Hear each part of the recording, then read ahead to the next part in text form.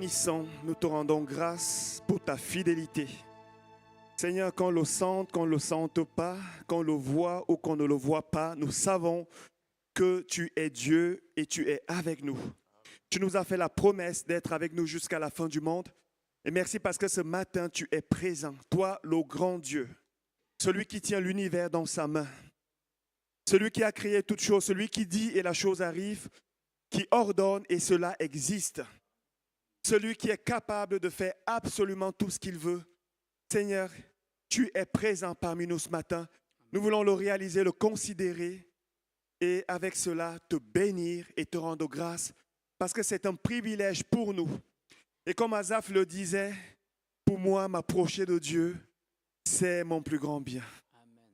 Nous approcher de toi ce matin, avoir la grâce de nous tenir ce matin devant toi. Même si le réveil était difficile, si nous sommes là ce matin, que toute la gloire te revienne, car c'est une grâce et un privilège. Nous te bénissons, Seigneur. Merci de recevoir cette adoration ce matin comme un parfum de bonne odeur. Au nom de Jésus, Amen. Amen. Amen. Bonjour à tous. Content d'être là ce matin. J'aimerais commencer cette prédication avec une pensée que le Seigneur m'a donnée. Vous avez, comme moi, pour certains, vous avez été indignés de ce que nous avons vu des Jeux Olympiques en France, de ce qu'ils ont d'une certaine manière méprisé le Seigneur, tout le christianisme avec. Et bien sûr, la première pensée qui m'est venue à cœur, c'était de me dire, mais comment est-ce possible? Comment est-ce possible de faire ça? Et je me suis un petit peu bagarré contre moi-même, s'il y avait une lutte intérieure pour ne pas tomber dans une colère, une animosité, un mauvais sentiment. Et le Seigneur m'a repris. Le Seigneur m'a repris et ce qu'il m'a dit, c'est que si il y a autant de décadence et si les ténèbres sont de plus en plus épaisses, c'est parce que la lumière ne brille pas suffisamment. C'est parce que notre lumière ne brille pas suffisamment. Le Saint-Esprit m'a dit, jamais les ténèbres ne peuvent contenir la lumière. S'il y a la lumière quelque part, les ténèbres vont être dissipées. Ce n'est pas possible que la lumière brille et qu'il y ait encore des ténèbres. Et donc, c'est la réponse que j'ai reçue et c'est celle-là que je vous transmets. La Bible dit qu'on n'allume pas une lampe pour la mettre sous un boisseau, mais on la met dans un endroit où elle brille.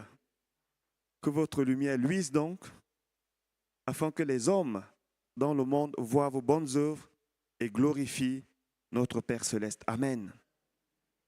Notre lumière doit briller, mes amis, non pas seulement le dimanche, lorsque nous louons le Seigneur, mais en tout temps. Dans nos lieux de travail, notre lumière doit briller. Dans notre langage, on doit pouvoir entendre de bonnes choses. On doit pouvoir voir des bonnes œuvres et dire oui, nous reconnaissons effectivement que ce chrétien-là est un enfant de Dieu. Nous devons donner envie aux gens de connaître Dieu. Amen. Et bien sûr, prions pour que le Seigneur pardonne cette iniquité. C'est la part qui nous revient. Nous devons prier, Seigneur, pardonne, ils ne savent pas ce qu'ils font. S'ils avaient connu le Seigneur comme nous, ils ne l'auraient pas fait. Amen. C'est une réponse aussi à ceux qui m'ont envoyé ces messages.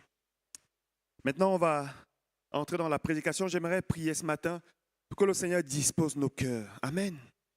Comme je l'ai dit souvent, le plus important, ce n'est pas la parole que nous apportons. Nous ne sommes que des vases, nous ne sommes que des instruments. Je suis et tous ceux qui prêchent sont dans la main de Dieu comme un micro que Dieu utilise pour transmettre sa parole. Amen. Et bien sûr, quelquefois, les micros ont des petites fritures. Alors, le Seigneur les règle pour que ça puisse bien communiquer Et j'aimerais ce matin que le Seigneur règle le micro que je suis, qu'il permette que l'onction du Saint-Esprit vienne bien plus que les paroles, que le Saint-Esprit lui-même parle à nos cœurs. Amen. Qu'il dispose nos cœurs, que tout soit fait selon ce que le Seigneur veut accomplir ce matin, selon sa volonté. Prions. Seigneur, je me tiens et je me place maintenant sous ton autorité. Je te prie, Seigneur, avec l'Église, de nous accorder la grâce de non seulement de libérer ta parole, avec assurance, avec fluidité, aussi avec discernement, sagesse, avec compassion, avec le caractère qui convient. Nous savons que le plus important, Seigneur, dans tout ce que nous faisons pour toi, ce n'est pas ce que nous faisons, c'est ce que toi tu fais. C'est pour ça, au Saint-Esprit, que nous te soumettons maintenant toutes choses. Nous te soumettons notre volonté humaine, charnelle. Nous te soumettons nos raisonnements. Nous te soumettons, Seigneur, toutes choses dans ce lieu. Et nous te demandons de prendre le contrôle. Jésus, je me tiens maintenant sous ton autorité. Permets, Seigneur, que ta parole soit esprit et vie. Qu'elle ne soit pas une parole de plus, quelque chose qu'on a déjà entendu et qui nous est rappelé, mais que cela, Seigneur, vienne s'enraciner dans nos cœurs comme une bonne semence et produise du fruit pour la gloire de ton nom. Au nom de Jésus, Amen. Amen. Le thème de ma prédication ce matin est bien sûr sur la foi. C'est un peu ce qui anime mon cœur en ce moment, la foi. Et comme je l'ai déjà dit dans mes prédications passées, il me semble, d'après ce que nous voyons, d'après ce que nous entendons, que la foi de plusieurs personnes, même parmi le peuple de Dieu, est menacée. Elle est challengée. Et comme je l'ai déjà dit encore, ce que nous avons de plus précieux en nous, c'est notre foi en Dieu. Amen. Parce que tant que nous avons la foi, nous pouvons permettre à Dieu d'agir. Si nous n'avons plus la foi, si nous ne croyons plus que Dieu est capable, si nous n'avons plus cette confiance en Dieu, il y a un problème. Nous ne pouvons plus lui être agréables. Et nous ne pouvons plus permettre à Dieu d'agir librement, car tout ce que Dieu va faire à travers toi et moi, il le fera à travers notre foi. Dieu est souverain. Amen. Il y a dans la volonté de Dieu ce qu'on pourrait appeler la volonté souveraine de Dieu. Lorsque Dieu a dit que la lumière soit, ça ne dépend pas d'un homme, ça ne dépend de personne. Chaque matin, le soleil va se lever. Et même s'il y a des nuages qui passent, le soleil va se lever, il fera quand même jour. Ça, c'est la volonté souveraine de Dieu.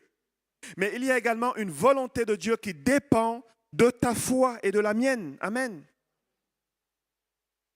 C'est la raison pour laquelle l'Église doit entretenir sa foi. Et même la parole de Dieu que nous apportons aujourd'hui, chaque dimanche, elle est là aussi pour susciter la foi. Car la foi vient de ce qu'on entend, de la parole de Dieu. Amen. Dieu tient à ce que notre foi soit entretenue. Et du reste, Jésus, lorsqu'il va aller au ciel, se souciera d'une seule chose. Lorsque le Fils de l'homme reviendra, trouvera-t-il la foi sur terre? Raison pour laquelle, lorsque nous sentons que notre foi est menacée, lorsque nous sentons que notre foi est en train de vaciller, nous devons tout faire pour ranimer notre foi. Et nous savons que par la foi, nous lui sommes agréables. Même la louange, il est important que nous apportions la louange à Dieu par la foi. Amen. Et le titre du message de ce matin est l'importance de considérer les petits commencements ou les faibles commencements. L'importance de considérer les petits commencements ou les petits recommencements. Parce que Dieu est celui qui peut aussi nous amener dans des petits recommencements. Il est Dieu, il est souverain, c'est lui qui opère cela. Et à la lumière de la parole de Dieu, nous pouvons constater, lorsque Dieu va créer la terre, l'univers, lorsqu'il va créer ce qui sera d'une certaine manière le chef-d'œuvre de sa création, le premier homme, Adam. lorsqu'il va créer l'homme. Il va le faire à partir de la chose la plus banale, la plus petite. Il va le faire à partir de quelque chose de petit, la poussière. Il va le faire à partir de quelque chose qui est petit, quelque chose de faible, quelque chose d'insignifiant, quelque chose peut-être même de méprisable, parce que on marche sur la poussière, on piétine la poussière. Et c'est à partir de ça, quelque chose de petit, que Dieu va susciter le premier homme. Et nous voyons que dans toute l'histoire de la Bible, et même toute la nature nous enseigne que tout ce qui est grand a commencé petit. Amen. Prenez n'importe quel exemple dans la Bible, vous verrez qu'avant que la chose soit grande, elle a commencé petit, par un petit commencement, un faible commencement, et parfois par quelque chose d'insignifiant. C'est dans la pensée de Dieu, c'est dans la volonté de Dieu de commencer comme cela. Et même le Fils de Dieu, Jésus, qui est notre modèle, qui est, à mon avis, comme un logiciel d'enseignement. Si nous voulons comprendre Dieu d'une certaine manière, dans une certaine dimension, parce que nous ne pouvons pas comprendre Dieu tel qu'il est. Mais si nous voulons connaître un peu plus Dieu, lisons la vie de Jésus, considérons la vie de Jésus. C'est plus qu'une école biblique. C'est plus qu'un logiciel d'enseignement. Jésus nous enseigne ce que Dieu est, ce que Dieu veut, ce qu'il attend de nous. Et lorsque Jésus va naître dans le monde, lui qui est grand, qui est le Fils de Dieu, amen. Il n'y a aucun nom qui est au-dessus du nom de Jésus. Même si on rigole de ce nom aujourd'hui, il n'y a quand même aucun nom qui est au-dessus de Dieu. Et même notre calendrier aujourd'hui est à partir de la naissance de Jésus-Christ. Qu'on le croit, qu'on ne le croit pas, Jésus est Seigneur et Maître. Et un jour, tout genou fléchira devant le Seigneur. Et toute langue confessera qu'il est Dieu. Amen. Mais lorsqu'il va venir dans ce monde, lorsqu'il va prendre la nature humaine et qu'il va naître, il ne va pas venir avec une armée céleste des anges assis sur un char, avec de l'or. Il va venir d'une manière petite, un faible commencement. Il va naître dans l'endroit le plus banal, le plus petit, le plus méprisable qui soit. Lui, le Fils de Dieu, va venir et il va naître dans un endroit tellement banal, tellement méprisable, tellement petit que Ésaïe dira dans Ésaïe chapitre 53, versets 1 à 3, « Qui a cru à ce qui nous était annoncé? Qui a reconnu le bras de l'Éternel ?» Quand il dit « qui », peut-être même qu'il s'inclut dedans. Qui a cru? Tellement c'était, excusez-moi le thème, un peu bizarre. Le Fils de Dieu qui naît dans une crèche, dans un endroit où les animaux font caca, font pipi. C'est là où le Fils de Dieu va naître. Qui a reconnu le bras de l'Éternel? Il s'est élevé devant lui comme une faible plante, un faible commencement. Une faible plante comme un rejeton qui sort d'une terre desséchée.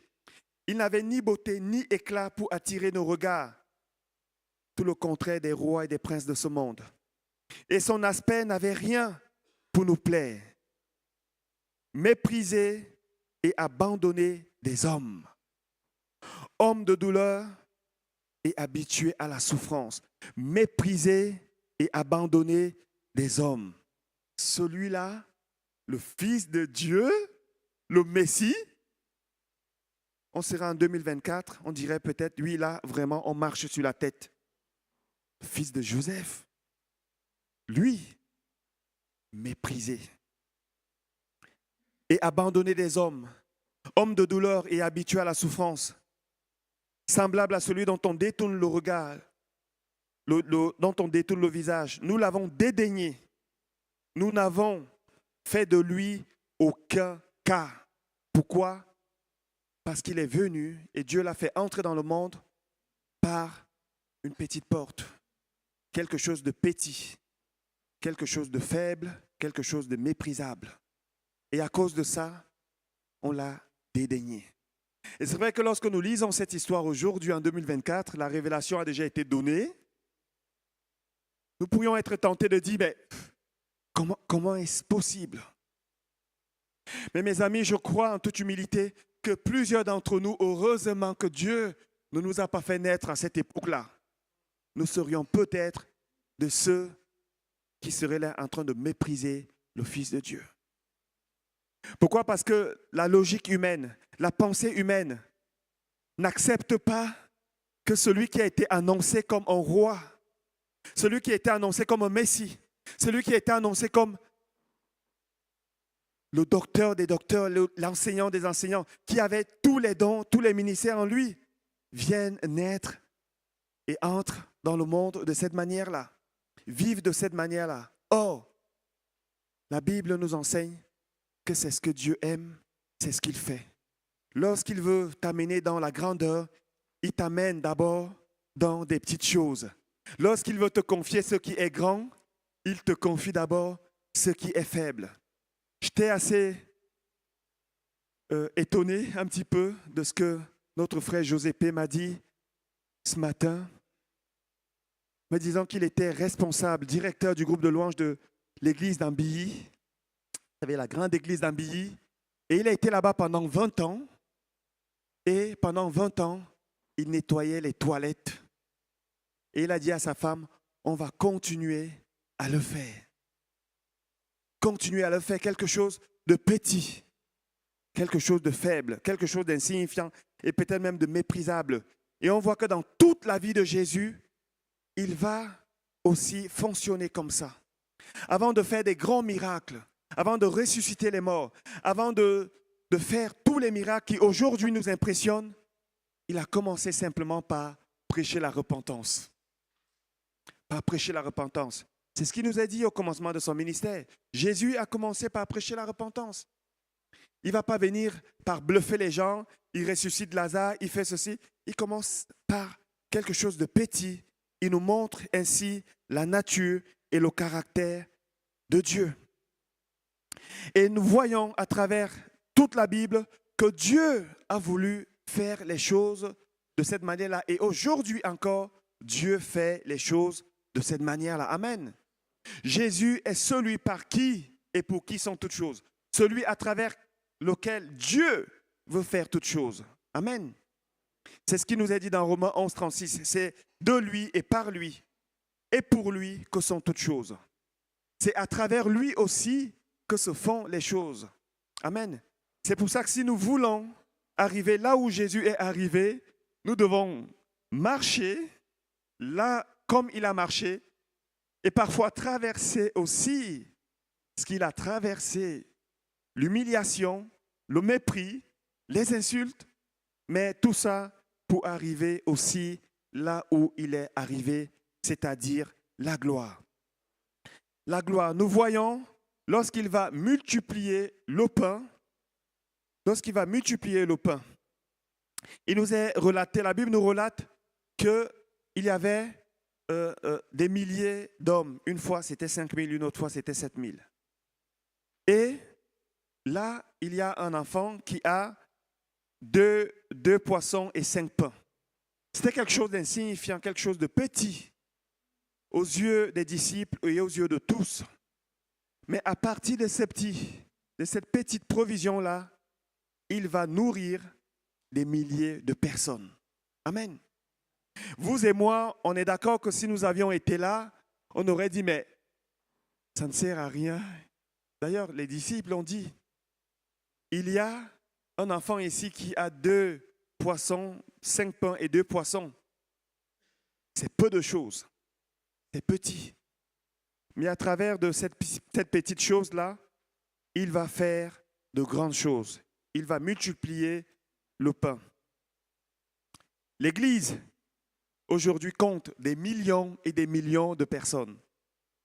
On pense que l'Église aujourd'hui, si toute l'Église brillait de sa lumière, il n'y aurait pas de ténèbres.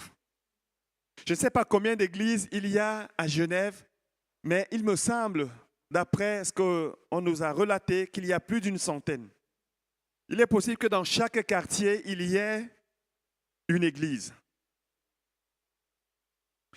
Je suis assez étonné de voir, et nous devons faire ce qu'il faut pour que ici, au Pâquis, qu'on sache qu'il y a une église ici, des hommes et des femmes qui ont donné leur vie à Jésus et qui le louent, qui se rencontrent, qui prient. Il y a des personnes qui sont entrées ici simplement, elles ne savaient pas, elles ont entendu un son et se sont dit, c'est qui loue? Beaucoup de gens qui sont venus ici qui disaient, on ne savait même pas qu'il y avait une église ici. Il y a beaucoup d'églises à Genève. Il y a beaucoup d'églises dans le monde. Mais ces millions de personnes-là, d'hommes et de femmes qui composent l'église aujourd'hui, ça a commencé à partir de quelque chose de petit. Pierre, Jean, Jacques, André. Des personnes, un petit groupe de personnes. Quelque chose d'insignifiant. Et peut-être à cette époque, si on avait dit à Pierre que nous serions en 2024 des millions et des millions jusqu'aux extrémités de la terre, il n'aurait pas cru, puisqu'il ne croyait même pas que le salut allait s'étendre au-delà des Juifs. Quelque chose de petit. Et à partir de ça, Dieu a fait quelque chose de grand. C'est la raison pour laquelle, mes amis, la Bible nous exhorte à ne pas mépriser les petits commencements. Et permettez-moi de dire ce matin, à ne pas mépriser les petits recommencements. Car quelquefois, Dieu va te faire recommencer par quelque chose de petit. Pourquoi? Les raisons, parfois, on ne les sait pas. C'est peut-être pour nous enseigner l'humilité, peut-être pour nous enseigner la patience, peut-être pour nous enseigner la persévérance. Il y a tellement de choses que Dieu veut faire à travers nous. Et quelquefois, il va nous faire recommencer par quelque chose de petit. 1 Corinthiens 1, 27 nous dit « Mais Dieu a choisi les choses folles du monde pour confondre les sages. Dieu a choisi les choses faibles du monde pour confondre les fortes. Et Dieu a choisi les choses viles du monde et celles qu'on méprise, celles qui ne sont point, pour réduire à néant celles qui sont. » Dieu a choisi. Il a fait le choix de faire comme ça. De prendre les choses qu'on méprise, les choses viles, pour faire sa volonté. Mépriser les petits commencements, mépriser les faibles commencements. D'une certaine manière, mes amis, c'est ne pas considérer ce que Dieu est déjà en train de faire. C'est ne pas considérer que ce que Dieu est déjà en train de faire. Et puisqu'on parle des petits commencements, il y a une histoire que j'aime beaucoup, c'est celle de Élie le prophète. Un serviteur de Dieu qui vit dans une société, un temps où le peuple de Dieu s'est beaucoup corrompu. Le peuple de Dieu a beaucoup de compromis. Il y a beaucoup d'idolâtrie. Les Baals, les Astartés, le peuple de Dieu a beaucoup de mélanges. Oui, d'une certaine manière, ils avaient encore le titre d'enfant de Dieu, de peuple de Dieu, mais leur foi était déjà partagée entre les Baals, les Astartés, d'autres choses, au point où l'autel de Dieu avait même été détruit. Beaucoup de compromis. Tantôt, ils étaient avec Dieu, et tantôt, ils étaient avec les idoles. Et Dieu va susciter un homme, Élie, le prophète, qui va faire face à toute cette opposition-là qui venait des prophètes de Baal et des Astartés. Dieu va susciter cet homme et va l'envoyer pour remettre de l'ordre, pour qu'il n'y ait plus de compromis. Et pour les corriger un petit peu, Dieu va fermer le ciel. Il va fermer le ciel pendant 3 ans et 6 mois pour qu'il ne pleuve pas. Le but ici, ce n'était pas seulement de les punir. Dieu, ce n'est pas dans sa nature de faire comme ça. Le but était de les ramener à lui.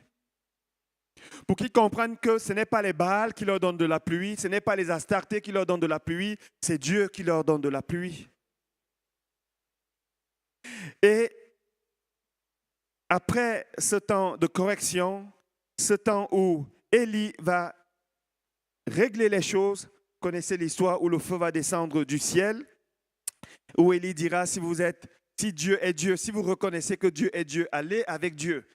Et si c'est Baal, allez avec Baal, mais ne tâtonnez pas entre deux. C'est jamais bon les compromis. C'est jamais bon d'être un petit peu à gauche, un petit peu à droite. Alors je m'excuse encore de le dire aujourd'hui, on est en Suisse, c'est ça la neutralité, on n'est ni à gauche ni à droite, ni. Mais avec Dieu, ce n'est pas possible. On ne peut pas être un petit peu chaud et un petit peu froid. Dieu n'aime pas ça.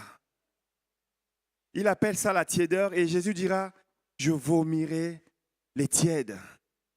Et le peuple, en ce moment-là, était un petit peu comme ça. Et lorsque Élie va prier et Dieu va faire descendre le feu du ciel, le peuple va reconnaître que c'est Dieu qui est vraiment Dieu. Ils vont régler leur compte aux faux prophètes et ensuite, Élie va aller pour prier.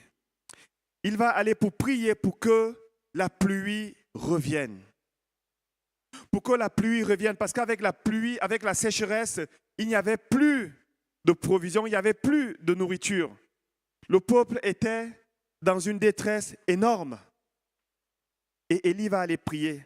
C'est ce qui nous amène au livre de 1 Roi 18, chapitre 18, les versets 41 à 46. Nous allons lire ce matin. Et Élie dit à Akab, monte, mange et bois. Akab, c'était le roi qui lui aussi s'était laissé corrompre par sa femme Jézabel et les faux prophètes. Et Élie va parler à cet homme, à ce responsable qui est là en place. Il lui dit, monte, mange et bois, car il se fait un bruit qui annonce la pluie. Akab monta pour manger et pour boire. Mais Élie monta au sommet du Carmel et se penchant contre terre, il mit son visage entre ses genoux et dit à son serviteur, monte et regarde du côté de la mer. Le serviteur monta, il regarda et il dit, il n'y a rien. Élie dit cette fois, retourne. La 7e fois, il dit, voici un petit nuage qui s'élève de la mer et qui est comme la paume de la main d'un homme.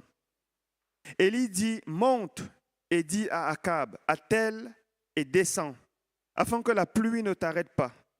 En peu d'instants, le ciel s'obscurcit par les nuages, le vent s'établit et il y eut une forte pluie. Akab monta sur son char et partit pour Jizréel.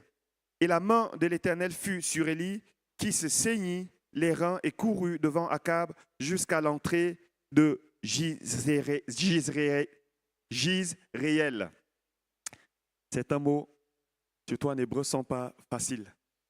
On voit ici que Élie, lorsqu'il va prier pour que la pluie descende, il va persévérer premièrement. Il va persévérer et j'aimerais nous encourager, mes amis, à persévérer dans la prière. Amen. Nous avons entendu ce matin la parole de connaissance. Dieu fait toutes choses belles en son temps.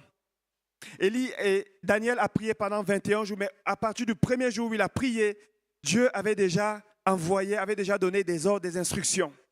Mais ça a quand même pris 21 jours. Il ne s'est pas arrêté jusqu'à ce que l'ange Gabriel est venu pour apporter la nouvelle à Daniel. Et Élie, ici, on voit un homme persévérant, un homme qui connaît Dieu, un homme qui a appris à marcher avec Dieu. Il va persévérer, il va insister. Seigneur, envoie la pluie. Seigneur, fais grâce. Et nous, les enfants de Dieu, nous sommes appelés à prier ainsi. Seigneur, fais grâce. Seigneur, envoie la pluie. Seigneur, agis. Mais au moment où il est en train de prier, il envoie son serviteur et son serviteur va pouvoir regarder le ciel, scruter le ciel. Il ne voit rien, pas de nuages. Et parce qu'il n'y a pas de nuages, il ne peut pas y avoir de pluie. Mais à la 7e fois, il va voir quelque chose de petit, un petit nuage. Et j'aime bien le caractère d'Élie, un homme qui a appris à connaître Dieu. Lorsqu'il voit ces petits nuages, il sait que cela annonce une grande pluie. J'aimerais te dire ce matin, si tu vois déjà ces petits nuages, commence à le considérer. Amen. Parce que ces petits nuages-là annoncent une grande pluie. Ces petits nuages annoncent une grande bénédiction. Ces petits nuages-là annoncent quelque chose de grand. Et qu'est-ce qu'il va faire? Ça va le galvaniser. Il va envoyer un message à Akab. Il va lui-même se lever. Pourquoi? Parce qu'il constate que cela est fait. Il va considérer ces petits commencements. J'ai cité 3 choses, j'ai noté 3 choses pour lesquelles nous devons considérer, il est important de considérer les petits commencements. La première chose, c'est que considérer quelque chose que Dieu est en train de faire, même si c'est petit, est un indicateur qui nous montre que Dieu est déjà en train de faire. Amen. Dieu est déjà en train de faire. Lorsqu'on voit ce petit nuage-là, lorsqu'on voit des choses commencer, il est déjà en train de faire. Il ne va pas commencer, il a déjà commencé. Parce que Dieu agit comme ça. J'ai un petit témoignage que j'aimerais nous apporter ce matin, puisque 2 fois de suite, il y a 2 personnes qui ont vécu quelque chose de similaire. Il y a plusieurs années auparavant, j'étais vraiment dans une détresse financière pas possible. Lorsque j'essayais de combler, de remplir le trou, il y a un autre trou qui s'ouvrait. J'étais dépassé. Dépassé par les dettes, on n'en pouvait plus. Et un jour, alors que je me retrouve comme ça, devant un arrêt bus, je n'ai même pas l'argent pour payer un ticket de bus à cette époque-là. Et là, je m'avance comme ça devant l'appareil et je vois un ticket et je prends le ticket et c'était un ticket de 3 francs qui pouvait m'amener à la maison. Et il y avait encore assez de temps pour que je puisse partir de là où j'étais et arriver à la maison à Aunay. Quand j'ai vu ça, j'ai commencé à bénir le Seigneur. J'ai commencé à me réjouir. J'ai commencé à dire, Seigneur, merci. Parce que si tu peux me donner un petit ticket, si tu peux faire quelque chose d'aussi petit, ça veut dire que tu peux aussi faire quelque chose de grand. Je suis arrivé à la maison et j'ai annoncé que c'est bon, Dieu est déjà en train de faire. Il me l'a montré à travers ce ticket.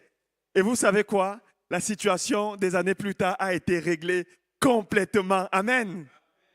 J'ai compris que Dieu était déjà en train de faire. Considérer les petits commencements, les faibles commencements, va nous aider aussi à nous préparer. Vous savez, lorsque Dieu va envoyer la bénédiction, si on n'est pas prêt, on peut passer à côté de ce que Dieu va nous envoyer. Ça peut nous échapper. Et l'exemple le plus flagrant que nous avons, c'est celui du peuple de Dieu. Lorsqu'ils vont sortir d'Égypte, Dieu va les conduire par des chemins, d'une certaine manière aussi pour les préparer.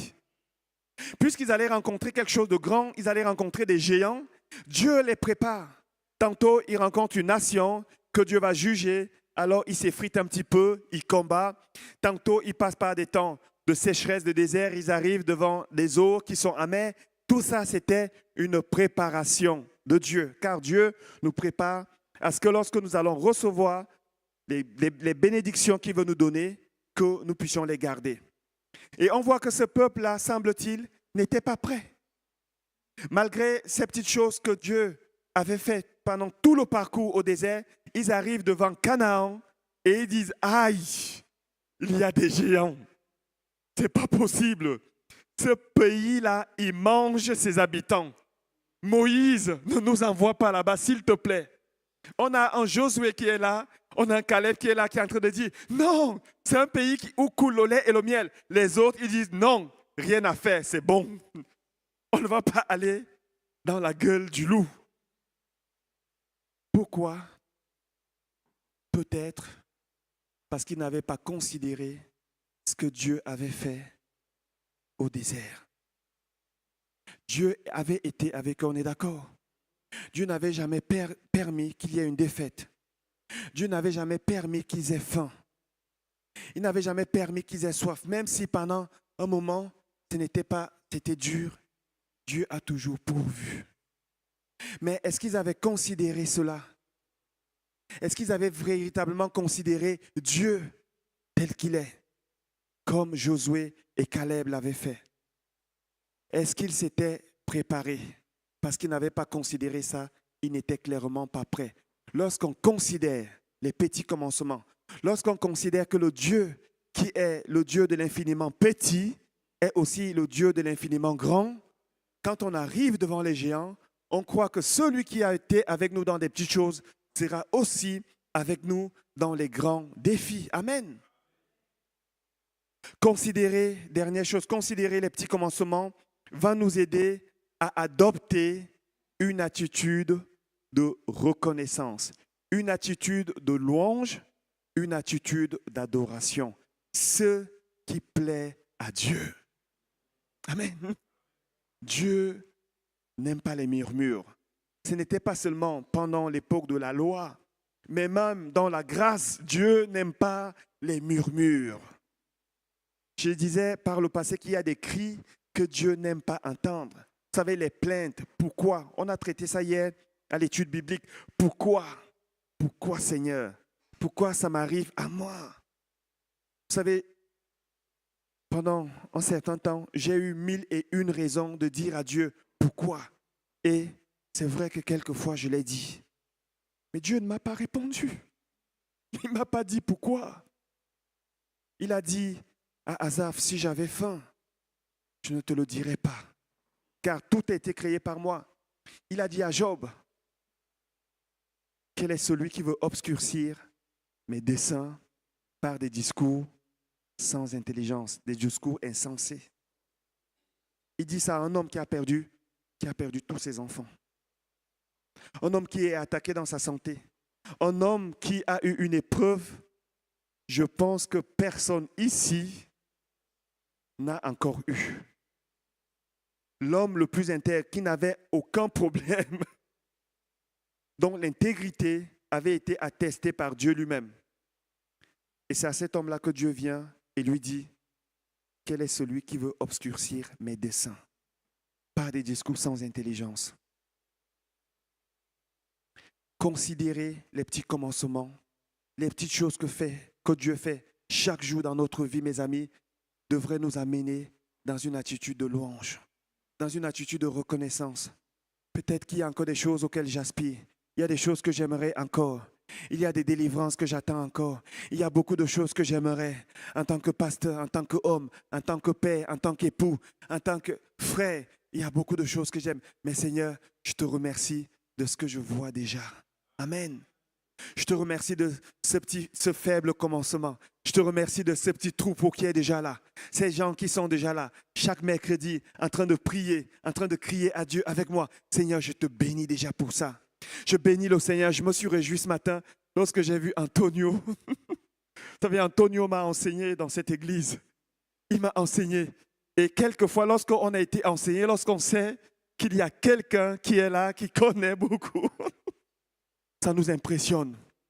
Mais je te remercie, Seigneur, de ce qu'il est là avec nous ce matin. Je te remercie de ce que Liliane est là en Afrique. Elle a eu un deuil, mais elle est revenue. Elle est là avec nous ce matin en train de louer le Seigneur.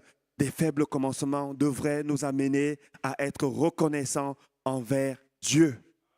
Amen. Mes amis, lorsque tu ne considères pas les petites choses, tu ne vas pas louer le Seigneur. Puisque tu ne considères pas qu'il est déjà en train de faire, tu auras tendance à dire, Seigneur, pourquoi? Tu auras tendance, même si tu ne le dis pas, ton esprit, ta conscience, et même l'ennemi va venir te pousser à dire, Seigneur, pourquoi? Pourquoi? Lorsqu'on considère les petits commencements, on a tendance à louer le Seigneur. Je vais inviter le groupe de louanges à me rejoindre. Et j'aimerais ce matin nous poser une question. Mais avant de nous poser cette question, j'aimerais quand même ouvrir une petite parenthèse qui concerne l'Église. Il me semble que depuis déjà l'année passée, Dieu est déjà en train de nous montrer des petits signes. Vous savez, au mois d'août, on aura 3 mariages. Il y a même certains mariages qu'on a dû décaler parce que on ne peut pas être partout en même temps. Au mois de septembre, on aura également un mariage. Et je crois qu'il y a encore des mariages qui sont en cours de route. L'année passée, en fin d'année, on avait déjà eu 3 mariages. Donc un qui est venu d'ailleurs. Ce matin, je suis assez étonné de voir que tous ces couples-là ne sont pas là ce matin en train de louer le Seigneur. Et j'avais déjà constaté ça à une certaine époque, il y a de cela 2 ans. Il y avait un problème, il y avait beaucoup de gens qui voulaient des emplois. On a crié à Dieu dans cette église. On a dit, Seigneur, pourvois. Seigneur, pourvois. Et ça a commencé par quelque chose de faible, un peu comme les premières gouttes de pluie. Une personne qui a un travail, une autre personne qui a un travail, une troisième personne. Et en peu de temps, on a eu au moins 17 personnes à qui Dieu avait donné un emploi. Vous savez quoi? Parmi ces 17 personnes-là, quelques mois plus tard, on ne voyait plus ces gens. Et lorsqu'on les appelait en disant, mais vous êtes où? Vous savez, le travail, il y a une qui m'a dit, dimanche, je travaille. Et quand je ne travaille pas, je suis fatigué, je me repose dimanche.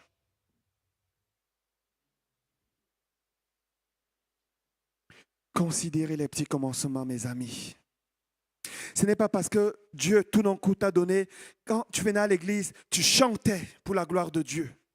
Tu bénissais le nom du Seigneur. Tu étais consacré à lui, ton amour était tourné vers lui. Et une fois que Dieu te donne quelqu'un, ça devient un problème pour venir l'adorer. Mes amis, qu'il n'en soit pas ainsi. Qu'il n'en soit pas ainsi. Alors je suis pasteur, je vais aller bénir avec Maxime, on ira, on va bénir avec plaisir ces mariages, on va les sceller pour la gloire de Dieu. Mais si Dieu te met avec un homme, si Dieu te met avec une femme, ce n'est pas pour que le dimanche matin, tu puisses faire la grâce matinée. C'est pour que tu puisses venir l'adorer. Amen. C'est pour que tu puisses venir lui dire merci Seigneur pour ce que tu as fait. Et j'aimerais maintenant nous poser une question. Quel est le petit nuage que Dieu est en train de te montrer ce matin dans ta vie? Si ce n'est pas le cas, j'aimerais qu'on puisse peut-être prendre un petit moment solennel. Si Josépe veut bien nous accompagner, simplement poser la question à Dieu ce matin. Seigneur, quel est ce petit commencement? Quel est ce faible commencement? Peut-être même que j'ai négligé, que je n'ai pas considéré et peut-être même que j'ai méprisé.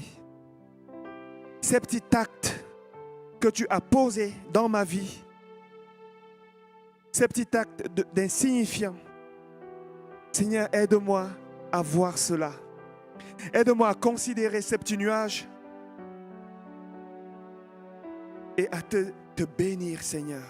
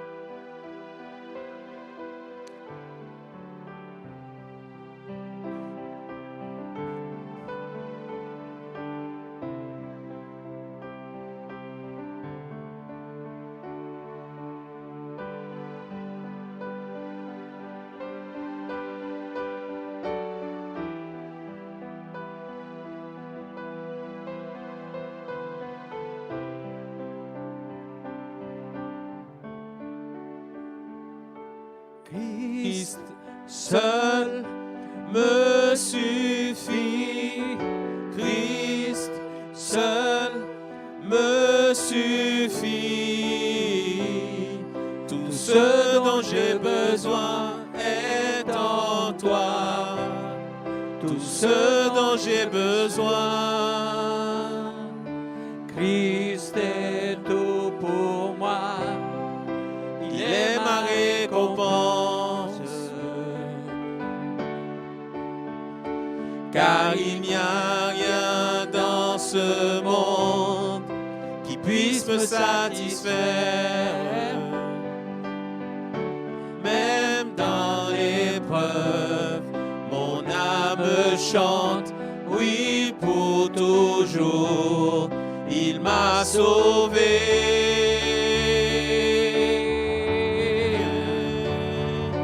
Christ seul me suffit. Christ seul me suffit. Tout ce dont j'ai besoin est en toi. Tout ce dont j'ai besoin. Christ est mon Seigneur, la joie de mon salut. Et cet espoir est sans fin, le ciel est ma demeure. Même dans l'orage, mon âme chante, Jésus est là, à Dieu soit la gloire. Christ seul me suffit, Christ seul me suffit. Tout ce dont j'ai besoin est en toi. Tout ce dont j'ai besoin. Christ seul me suffit. Christ seul me suffit. Tout ce dont j'ai besoin est en toi. Tout ce dont j'ai besoin. Mon cœur j'ai choisi de suivre Jésus, oui pour toujours, oui pour toujours. Mon cœur j'ai choisi de suivre Jésus, oui pour toujours, oui pour toujours. La croix devant moi, le monde derrière moi, oui pour toujours, oui pour toujours. La croix devant moi, le monde derrière moi, oui pour toujours, oui pour toujours.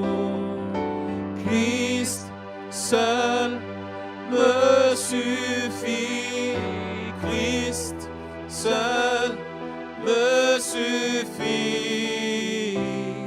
Tout ce dont j'ai besoin est en toi.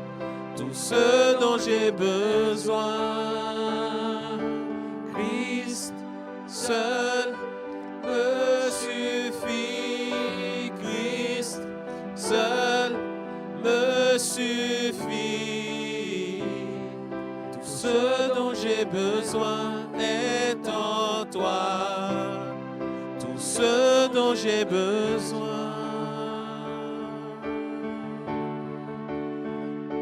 Est en toi, Seigneur. Tout ce dont j'ai besoin est en toi, Seigneur. Puis Seigneur Jésus, accorde-nous la grâce de prendre comme modèle ta vie, de prendre comme exemple ta vie, Seigneur. Nous te remercions de ce que ces paroles qui ont été apportées.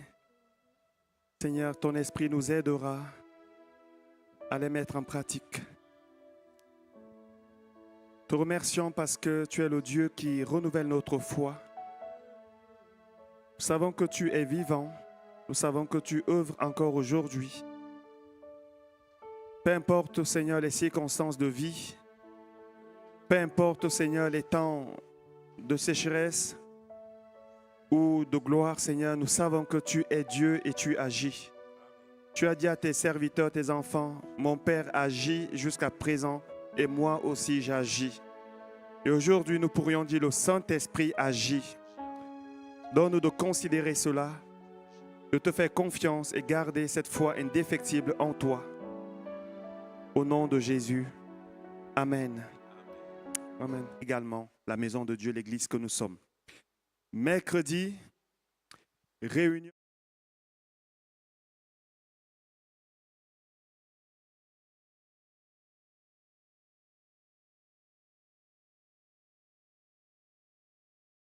Nous avons résolu de prier pour que la lumière de Dieu brille dans ce quartier. Amen. On va prier jusqu'à ce qu'on voit. Alors, même si on ne voit pas, on va quand même prier. Et la génération future va venir, ils vont continuer à prier. Nous, on va faire notre part. Prier pour que les ténèbres dans ce quartier soient ébranlées. On croit que si Dieu nous a placés ici en tant qu'Église, dans un quartier où il y a quand même pas mal de ténèbres, de ce que nous voyons, nous percevons, c'est aussi pour qu'on puisse prier afin de permettre que sa lumière vienne dans ce quartier. Ce matin, quand je venais avec Sally, je me rendais compte que chaque dimanche, il y a des nettoyeurs qui passent.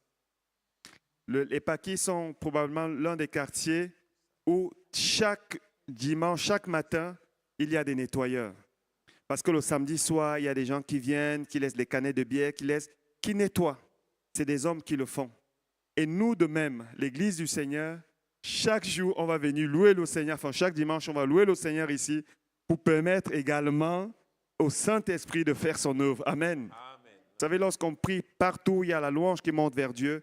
Il y a aussi la gloire de Dieu qui descend. Alléluia. Lorsque Dieu entend la louange, il vient. Lorsqu'il entend la louange, il vient et il siège. Amen. Et notre désir en tant qu'Église, c'est que Jésus-Christ siège dans ce quartier. Qu'on voit des personnes qui partent de la mort à la vie, des ténèbres à la lumière, des personnes qui naissent de nouveau. Amen.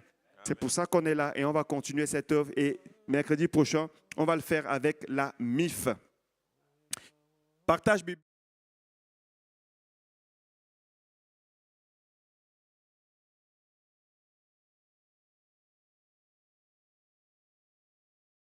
Biblique, on s'est concerté pour faire une petite pause de 2 à 3 semaines. Et dans l'intervalle, on va prier pour savoir quel est le livre que Dieu nous met à cœur, quel est le thème que Dieu nous met à cœur. Amen.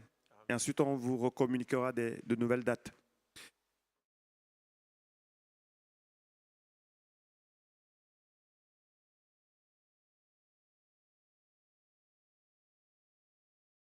Culte avec Sainte-Seine.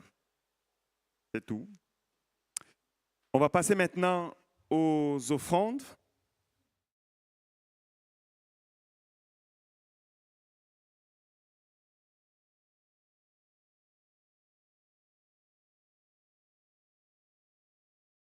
On donne avec joie, nous dit la Bible. Hein?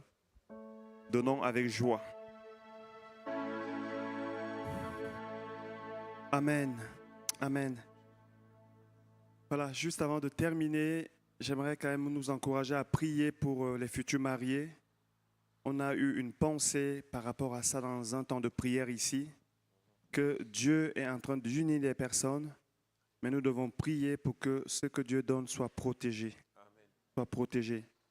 Donc, vous connaissez déjà les noms de ceux qui vous ont annoncé qu'ils allaient se marier.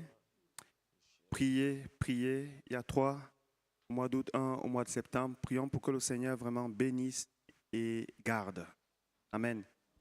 Nous avons de Dieu cette assurance que tout ce que nous lui remettons, non seulement il le bénit, mais il le protège également. Amen. Voilà, on a terminé. J'espère avoir tout communiqué. Max, tout bon? OK. Je vais peut-être encore passer la parole à Antonio, si tu veux bien nous bénir pour la fin, prier pour la fin, s'il te plaît.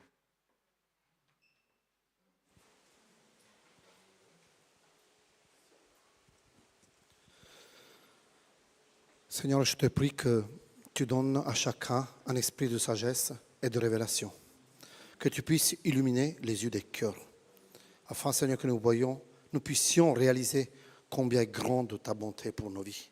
Cette même bonté qui vaut mieux que notre propre vie. Et maintenant, Père, oui, que l'amour de Dieu le Père, la grâce de notre Seigneur Jésus-Christ et la communion du Saint-Esprit